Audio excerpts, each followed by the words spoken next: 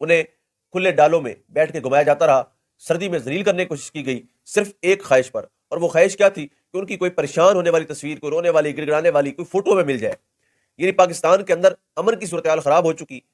Economy تباہ ہو چکی، معیشت کا بٹھا بیٹھ گیا، اور معیشت دان جو آیا تھا اس نے اپنے 70-72 کروڑ تنخواہ لی، اپنے منجمد سرسجات جو تھے وہ بحال کروائے، NRO2 مکمل کیا، اور اب اس نے کہا جی تھوڑا ملک اللہ دے والے،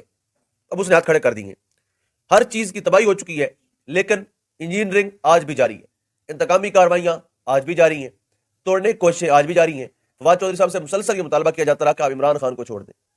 وہ ان کا ذاتی فیصلہ ہے، ان کا سیاسی فیصلہ ہے، انہوں نے کس کو چھوڑنا ہے، کس کے ساتھ رہنا ہے۔ برصورت یہ دیکھیں کتنی انفارچونیٹ سچویشن ہے کہ پاکستان کے اندر یہ حالات ہے، اور ہمارے بڑے جنہوں نے ملک سنبھالنا تھا وہ ایک شخص کو توڑنے، گرانے اور مارنے کے پیچھے پڑے ہوئے۔